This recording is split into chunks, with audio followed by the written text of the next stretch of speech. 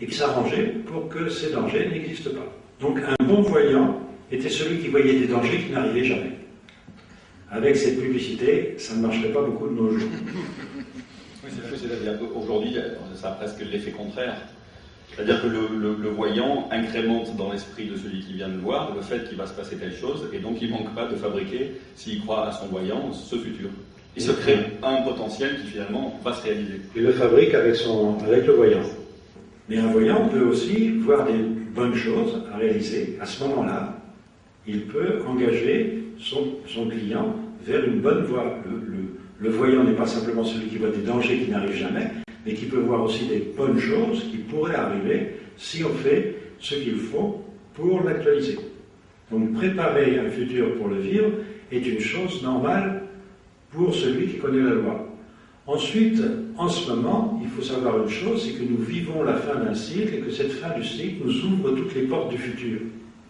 Et que nous avons la capacité actuelle de modifier notre futur à chaque instant, ce qui n'était pas du tout le cas il y a simplement un siècle. Ce n'est que depuis l'explosion solaire du 13 mars 89 que nous avons cette possibilité-là, à savoir modifier le futur à chaque instant.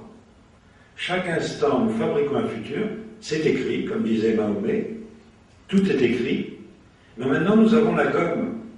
Nous pouvons effacer le futur que nous avons créé. Donc il est intéressant quand même d'arranger notre futur avant de le vivre. Et tout le monde peut le faire. Alors, autre élément qui est important, c'est que ces potentiels, on les crée pour nous, on se crée nos propres futurs, mais parfois on peut actualiser un potentiel développé par un autre. Et voilà le problème de la vie en collectivité. Tout le monde fabrique le futur. Et nous pouvons très bien actualiser le futur créé par quelqu'un d'autre. Ça veut dire une chose, c'est que je vais chercher une solution à un problème que je ne me suis même pas posé. Je vais avoir des pensées qui correspondent à la conséquence d'une pensée de quelqu'un d'autre. Quelqu'un pense quelque chose, il fabrique un futur. Moi, j'actualise ce futur, je ne me suis même pas posé la moindre question qui correspond à ce futur. Donc ce futur va me surprendre, peut-être en bien, peut-être en mal, mais de toute façon, il n'est pas fait pour moi. Et mon corps va me le faire savoir. C'est mon corps qui va être une sonde d'alarme. Il va se déséquilibrer, parce que je lui donne des informations qui ne sont pas faites pour lui. D'accord.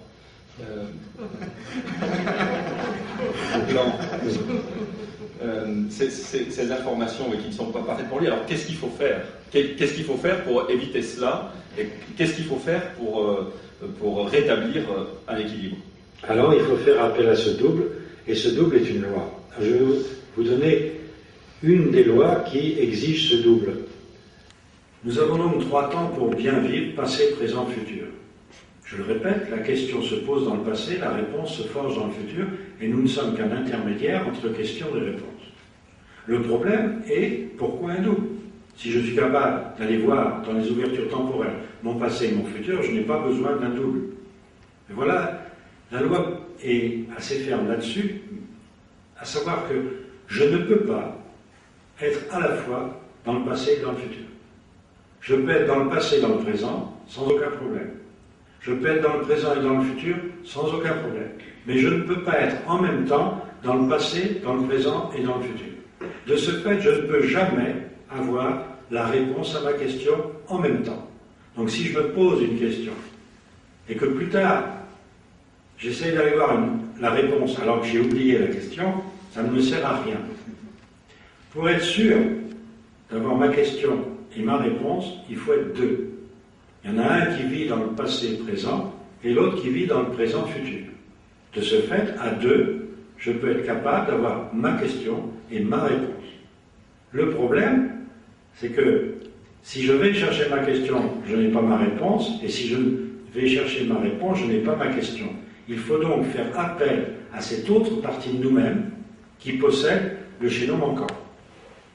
Si j'ai une réponse, il a la question. Si j'ai la question, il peut avoir la réponse. À deux, on est tranquille. Je vais donc toujours être sûr d'avoir la réponse à ma question si je vis avec mon double. Le problème est comment vivre avec son double. Alors, ce double, il est avec nous en permanence. J'ai presque l'impression que vous nous parlez des anges gardiens. Il ne faut mieux pas parler d'ange gardien, car derrière ce mot, il y a des connotations complètement différentes du mot double. Le mot double est inexact. Ce n'est pas un double dans le sens que ce n'est pas une photocopie, ce n'est pas un clonage. C'est nous dans un autre temps. C'est nous en même temps dans un autre temps. Alors, il y a un moment en particulier pour échanger avec ce double. Il est avec nous, évidemment, puisqu'il est nous-mêmes en permanence, mais pendant la nuit, et en particulier pendant les phases de sommeil paradoxal, ce sont des instants privilégiés pour échanger avec lui. Expliquez-nous comment ça fonctionne. Dans la journée, nous utilisons les ouvertures temporelles pour fabriquer un potentiel en fonction de nos désirs. Dès que je veux quelque chose, j'ai une lampe d'Aladin, une ouverture temporelle qui me fabrique mon futur. Donc dans la journée, je fabrique tous les potentiels que je veux, que je souhaite, que je désire. Et la nuit, c'est l'autre, le double, qui va trier mon futur, arranger mon futur. Moi, dans la journée, je vais fabriquer du 10 000 volts.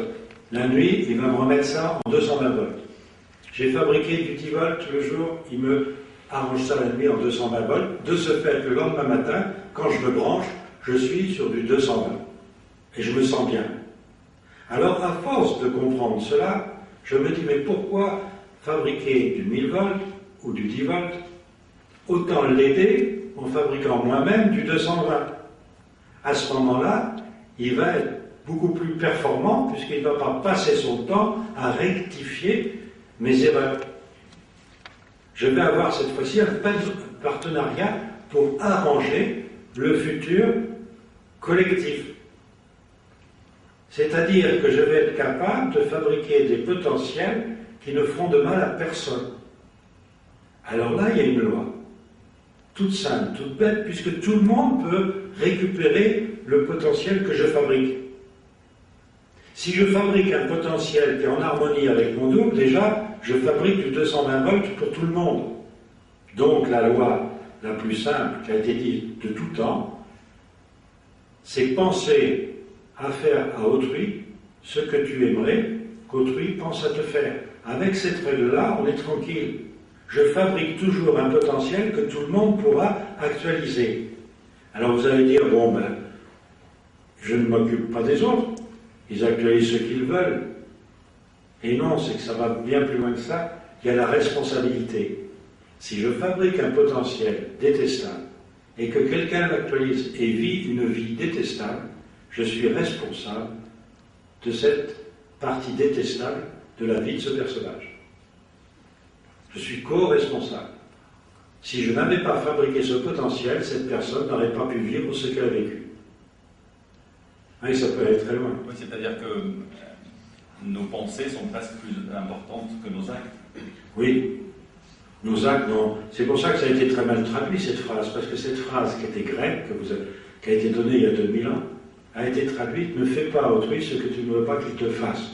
Quand vous donnez un coup de poing à quelqu'un, il peut vous le rendre, parce que ça, vous le savez. Mais quand quelqu'un pense à vous donner un coup de poing, vous ne le savez pas.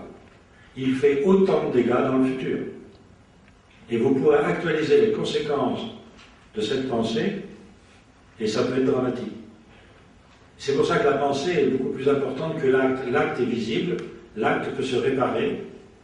La pensée ne se répare pas dans le sens qu'elle fabrique immédiatement une conséquence qui peut être nuisible. Et on peut rendre des gens nuisibles simplement en l'étant nous-mêmes. C'est pour ça qu'on ne peut pas savoir ce que fait autrui et si nous ne sommes pas responsables de l'acte d'autrui. Alors que si nous connaissons la loi, nous allons essayer de lui fabriquer toujours le 220 volts. Nous allons toujours essayer de fabriquer un bon potentiel. De ce fait, notre double, dans la nuit, n'aura qu'à essayer d'arranger au mieux ce que nous avons fabriqué en ayant ce garde-fou, tout bête, tout simple. Et grâce à ça, nous aurons une vie équilibrée, car notre corps va nous dire, ça va, tu es dans le bon sens. Oui, je crois que c'est ce qu'on pourra garder en conclusion, parce qu'il y a quelque chose de très important, c'est qu'aujourd'hui, on a la possibilité donc d'effacer, comme vous l'avez dit, un potentiel qui a été créé pendant les 25 000 dernières années. Donc ça met le doigt sur, entre guillemets, on va dire, responsabilité de l'humanité de cette époque. Oui, c'est-à-dire que nous avons un potentiel qui est bien plus vieux que notre vie. Nous avons un cycle de 25 000 ans qui enferme tous nos potentiels. Jusqu'à la fin, ces potentiels, avant la fin, ces potentiels ne sont pas accessibles tout le temps. Les ouvertures temporelles ne sont pas grandes ouvertes tout le temps. C'est-à-dire que vous pouviez autrefois fabriquer un potentiel dans la journée et ne jamais pouvoir l'actualiser, puisqu'il était enfermé, archivé. Et peut-être que c'était votre arrière-petit-fils qui était capable, des années plus tard, d'actualiser ce potentiel et de ce fait être bien ou être mal en fonction du bien ou du mal de ce potentiel. Votre arrière-petit-fils ou n'importe qui d'autre, c'est pas lié à une descendance là. Il y a des lois quand même précises pour ouvrir le potentiel de quelqu'un, ça ne s'ouvre pas comme ça. Mais maintenant, et ça je le répète depuis mars 89, c'est tout à fait récent, vous pouvez à chaque instant actualiser n'importe quel potentiel et fabriquer n'importe quel potentiel actualisable immédiatement. D'où il y a un énorme danger de déstabiliser autrui et la planète. Alors si la planète en ce moment se dérègle, c'est à cause de cela. Alors le seul moyen d'équilibrer à la fois nous-mêmes et la planète, c'est de faire appel au double. Et si on peut faire appel au double, alors la planète va s'équilibrer. C'est une belle fin. C'est une belle fin, oui.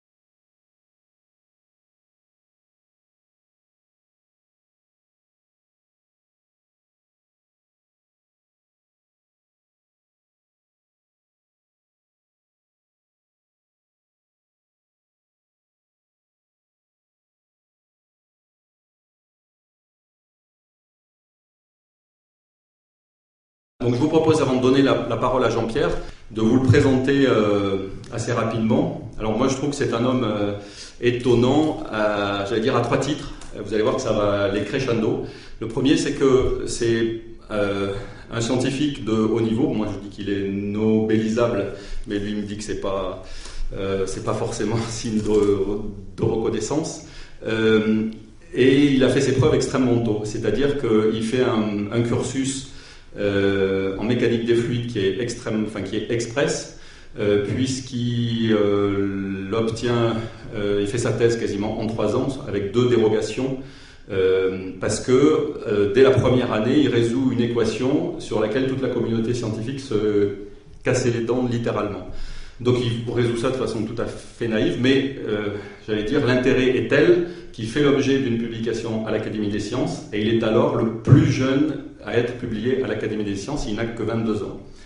De ce fait, il obtient une dérogation pour faire une thèse en 1 an, ce qui lui vaut des sollicitations de la part de l'ambassadeur du RSS du Canada en personne qui veulent l'amener travailler sous leurs cieux. Il reste en France, recherche au ministère de la Défense. Ensuite, il s'installe en indépendant. Et là, il poursuit ses recherches en 1988. Sa découverte sur la théorie du dédoublement qui va nous expliquer par la suite. Donc cette théorie, pour moi, elle est autant ce que Galilée était à l'espace. Alors il n'aimerait certainement pas encore cette comparaison, mais disons que Galilée a remis énormément de choses en cause au niveau de l'espace, c'est-à-dire que c'est plus le monde qui tourne autour de la Terre, c'est l'ensemble des planètes, la Lune, la Terre, le Soleil, etc., qui sont en mouvement, le système solaire lui aussi. Nous vivons avec une conception du temps qui est linéaire, Il y a un passé qui est mémorisé, le présent c'est maintenant au moment où je vous parle, le futur c'est ce que nous n'avons pas encore vécu. Le Dalai Lama dirait qu'il n'y a pas de présent parce que à partir du moment où je vous parle, c'est déjà fini. Mais c'est de la conception dans laquelle l'intégralité, l'ensemble du monde vit aujourd'hui. Or, il y a une autre réalité qui lui est simultanée, qui est que nous vivons simultanément dans les 3 temps. C'est ce qu'il va nous expliquer. Donc la théorie, vous le voyez au niveau scientifique, est quand même plus qu'étonnante, enfin elle est complètement déstabilisante. Mais ce qui est encore plus étonnant, c'est pour ça que je vous disais ça allait crescendo, c'est que Jean-Pierre Garnier-Mallet nous dit que la théorie scientifique c'est rien du tout à côté du principe vital qui est derrière. Alors maintenant je vais me tourner vers lui et lui poser la question. D'abord, cette théorie, est-ce que vous pouvez nous la décrire un petit peu? Et ensuite, ce principe vital, pourquoi est-ce si important? Alors c'est basé sur une propriété du temps. Vous croyez connaître le temps, mais vous ne connaissez pas le temps. Bien sûr, pour vous, le temps, c'est passé, présent, futur, dans le sens que vous avez vécu quelque chose, c'est du passé, vous vivez quelque chose en ce moment, c'est votre présent, et vous attendez des événements, c'est donc du futur. Mais c'est pas comme ça que ça marche du tout. Du tout, car propriété essentielle, passé, présent, futur, sont 3 temps simultanés. Alors évidemment, ça nécessite un peu d'explication. Le temps que vous percevez est un temps qui n'est pas continu pour vous. Le temps est continu, bien évidemment, puisque le temps, c'est des mouvements d'un espace par rapport à un autre. La Terre tourne autour du Soleil, tourne sur elle-même, ça définit le temps. Mais vous ne le percevez pas tout le temps, vous le percevez que d'instant en instant. Il y a des instants imperceptibles coincés entre 2 instants perceptibles. Et c'est ces instants imperceptibles que j'ai appelés ouverture temporelle qui sont très importants car ils vous permettent d'aller voir le futur et le passé. Alors qu'est-ce que c'est que cette notion du futur et du passé dans des temps imperceptibles? Ça veut dire que si vous percevez quelque chose dans un temps imperceptible, vous ne savez même pas que vous le percevez. Donc pour vous, c'est inconscient. Alors ce temps imperceptible, si j'arrivais à accélérer la perception de ce temps, je pourrais percevoir du temps. Il s'agirait donc de modifier notre perception du temps dans des ouvertures temporelles. À ce moment-là, je pourrais peut-être bénéficier de longues expériences, d'avoir du temps pour faire quelque chose qui, dans mon temps, n'a pas le temps d'exister. Voilà en gros ce qu'est une ouverture temporelle. C'est ça, quelque chose qui dans notre temps n'a pas le temps d'exister, parce qu'en fait, ces ouvertures temporelles, ces instants imperceptibles, se déroulent plus vite que dans notre temps présent. Voilà, il faut savoir modifier le temps. Alors est-ce qu'il y a une loi physique qui le permet? Eh bien évidemment, il y en a une. C'est connu depuis un siècle, mais ce n'est pas appliqué. À savoir qu'un observateur qui bouge par rapport à un observateur immobile change de temps. L'accélération nécessaire pour s'éloigner d'un observateur immobile et la décélération pour y revenir nous fait changer de temps. Par exemple, si je me levais, si je me rasseyais, en bougeant, je ne serais plus dans votre temps. C'est l'accélération et la décélération qui me permet de changer de temps. Évidemment, ma vitesse à moi est insuffisante pour le remarquer. Oui, c'est ça, puisque vous dites que c'est une théorie scientifique parce que ça a été prouvé avec des horloges atomiques. Hein, oui, ça a été prouvé. À savoir qu'on a mis des horloges atomiques qui permettent d'avoir une précision de 7 milliardièmes de seconde dans un avion qui tournait autour de la Terre, et on s'est aperçu qu'il y avait une différence de vieillissement entre les horloges qui étaient dans l'avion et les horloges qui restaient sur Terre. Alors, cette différence, elle est infinitésimale, puisque vous me disiez même que l'aller-retour d'astronautes sur la Lune, la différence de temps, elle est de l'ordre de 1 seconde, une seconde, donc c'est infime. Mais disons que ce n'est pas ça qui est important. Ce qui est important, c'est le principe même de temps qui s'écoule à des vitesses différentes. Voilà, un observateur qui se déplace change de temps. Alors si vous vous déplacez à des vitesses très grandes, de l'ordre de la vitesse de la lumière, alors vous pouvez bénéficier d'un temps prodigieux dans un temps imperceptible. Le problème est de se déplacer à des vitesses qui vont même au-delà de la vitesse de la lumière, c'est la vitesse de l'information. Alors cette théorie permettait de calculer pour la première fois la vitesse de la lumière, mais surtout de découvrir des vitesses superlumineuses, qui maintenant sont une évidence au niveau des expérimentations.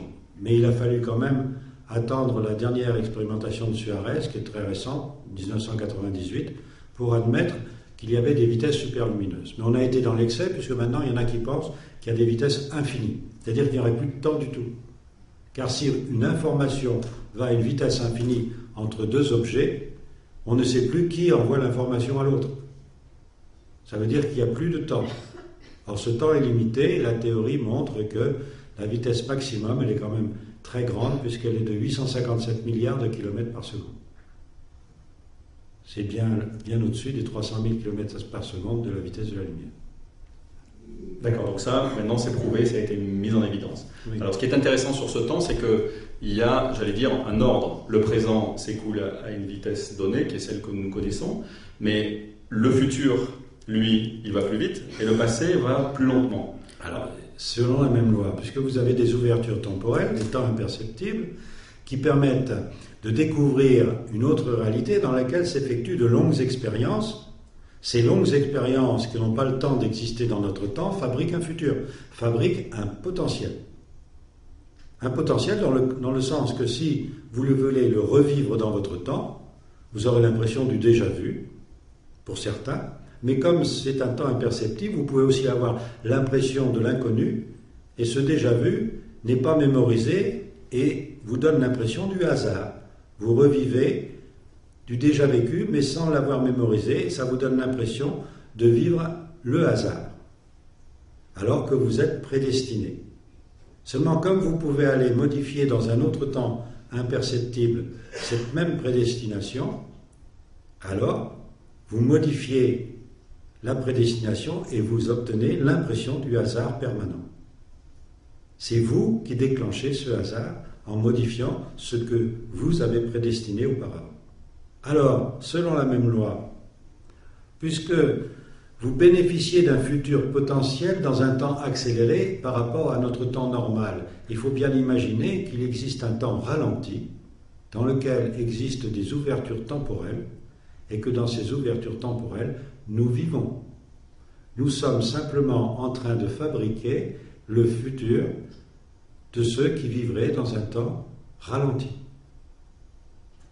Ça permettrait donc d'avoir dans ce temps ralenti la synthèse de notre vie et d'utiliser simplement cette synthèse pour y survivre. De même que nous utilisons un futur qui est une analyse et nous bénéficions dans un temps imperceptible, c'est-à-dire instantanément, de la synthèse, ce qui nous donne des instincts et des intuitions. Eh bien, nous sommes en train de fabriquer le potentiel de quelqu'un d'autre qui n'en déduit que des instincts et des intuitions. Et ce quelqu'un d'autre, c'est un double. Notre double, nous-mêmes. Car dans l'univers, tout est dédoublé.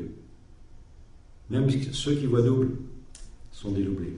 Alors voilà, donc ça c'est un autre aspect de la découverte que vous avez faite, et qui est quand même pas des moindres, c'est que vous dites toute particule est dédoublée dans l'espace. Or, nous-mêmes sommes aussi des sacs de particules, donc nous sommes dédoublés. Nous sommes dédoublés comme n'importe quelle particule, comme n'importe quelle galaxie, comme n'importe quelle étoile. Maintenant, nous savons que dans l'univers, tout est double. Et il n'y aurait que nous qui ne serions pas dédoublés. Or, nous vivons en fonction de ce double, mais nous ne le savons pas. De même qu'une particule qui est dédoublée par une particule dite virtuelle dans un espace dit virtuel. Elle bouge, on sait qu'elle bouge parce qu'il y a cette particule virtuelle, les lois le montrent, mais nous ne voyons pas cette particule virtuelle. Elle n'existe que parce qu'elle agit sur la particule réelle. De même, notre double n'existe que parce qu'il agit sur nous. Mais nous pensons que nous agissons tout seuls. Nous, notre misère. Bon, là vous êtes déjà allé un petit peu vite. J'aimerais revenir, on va peut-être prendre une illustration sur justement ces potentiels que l'on fabrique. En fait, ce qu'il faut se dire, c'est qu'à chaque instant, du fait des pensées que nous avons, admettons qu'on se pose une question, cette question elle est lancée dans le futur, et quand nous avons une intuition, c'est-à-dire la bonne idée, vous avez la bonne idée dans votre boulot, dans votre destination pour aller en vacances, enfin, toutes les bonnes idées qu'on peut avoir sont en fait l'exploration de futurs possibles, de futurs potentiels, d'où le nom de potentiel, qui vont voir quelles sont pour nous les meilleures solutions et qui nous ramènent une synthèse. Comme c'est dans un temps qui va extrêmement vite, nous n'en gardons pas la mémoire et nous en gardons que la synthèse, qui est cette intuition ou cet instinct. Vous avez de bons exemples avec les instincts chez les animaux, on y reviendra peut-être après. Mais... Oui, il y a une chose qu'il faut voir, c'est que lorsque vous allez dans une ouverture temporelle, on pourra expliquer comment, et que vous y voyez, vous y fabriquez un futur potentiel, donc c'est votre pensée qui est créatrice de ce futur potentiel, puisque c'est ce que vous voulez qui se fabrique, vous pouvez très bien mémoriser ce futur sans jamais le vivre.